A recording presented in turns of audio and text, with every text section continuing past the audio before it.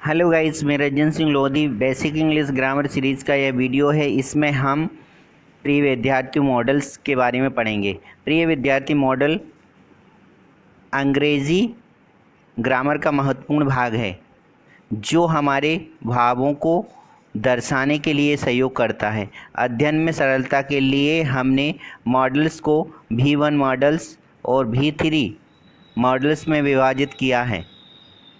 आइए अपने सुंदर भावों को इनकी सहायता से, मॉडल्स की सहायता व्यक्त करना सीखें।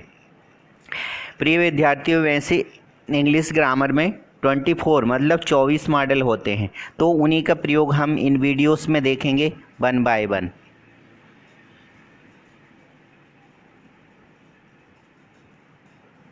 अब इसका स्ट्रक्चर आता है। स्ट्रक्चर में सबसे पहले सब्जेक्ट रहेगा, फिर मॉडल रहेगा। मतलब जितनी भी मॉडल रहेंगी वो पहले आएंगी, फिर उनके साथ में first form of the verb का यूज़ होगा, ऑब्जेक्ट रहेगा और अदर वर्ड रहेगा, है ना।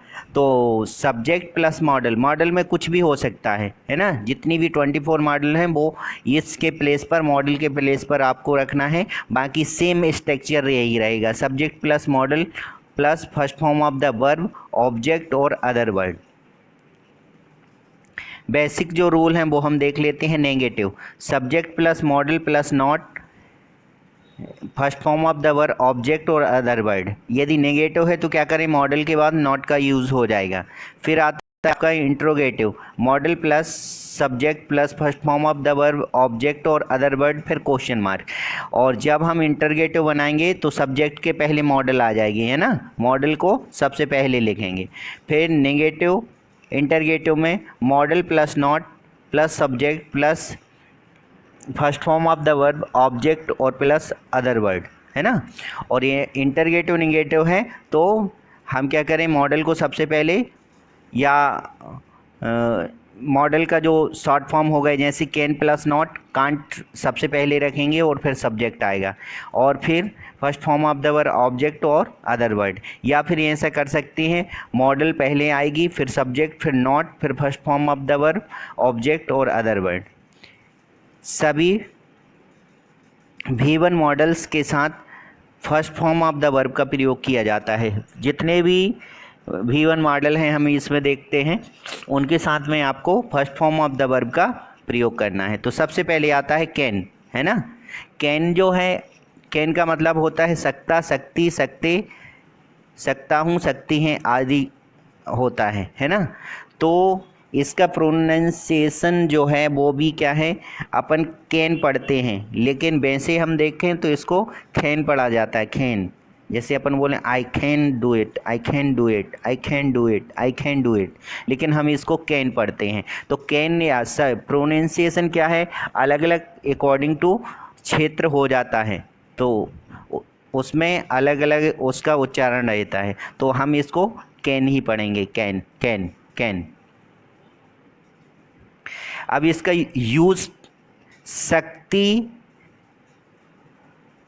समर्थ, योग्यता, क्षमता को दर्शाने के लिए, पावर, एबिलिटी, कैपेसिटी, आज्ञा को दर्शाने के लिए, ऑर्डर को दर्शाने के लिए भी कैन का प्रयोग किया जाता है। लेकिन मेन इसका क्या होता है, पावर, एबिलिटी और कैपेसिटी को एक्सप्रेस करने के लिए कैन का प्रयोग करते हैं। जो हमारी समर्थ होती, जो हमारी शक्ति होती है, हमारी जो योग्यता होती है या हमारी जो क्षमता होती है, उसको प्रदर्शित करने के लिए या उसे एक्सप्रेस करने के लिए हम कैन का उपयोग करते हैं। मैं अच्छी तरह टाइप कर सकता हूँ, मैं अच्छी तरह टाइप कर सकता हूँ। I can type very well, तो ये मेरी क्या है, योग्यता है, मेरी कैपेसिटी है। तो यहाँ देखिए कैन आया। वह तैर सकता है, तो ही कैन स्विम, स्पेलिंग में स्प्रेंड है, ही कैन स्विम। स्विम की स्पेलिंग क्या है, SWI और M, स्विम। तो he can swim, he can swim, वह तैर सकता है, ही कैन स्विम। क्या वह तैर सकता है, तो इसमें ये क्या आपका, यह जो सेंटेंस है इंट्रोगेटिव हो गया, तो कैन आगे आ जाएगी। कैन ही स्विम, वह तैर नहीं सकता है। ही कांट स्विम, ये आपका नेगेटिव हो गया। Affirmative, interrogative, negative. क्या वह तैर नहीं सकता है, कांट ही स्विम, ये इंटरगेटिव नेगेटिव हो गया।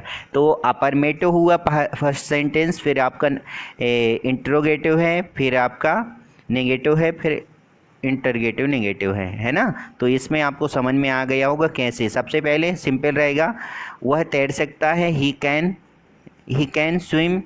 क्या वह तैर सकता है, कैन ही स्विम। वह तैर नहीं सकता है, ही कांट स्विम।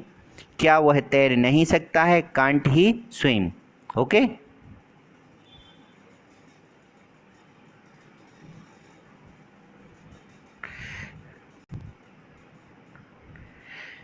हम क्रिकेट खेल सकते हैं, मतलब यह है मेरी एबिलिटी है। वी कैन, यहाँ कैन है, कैम लिखा है।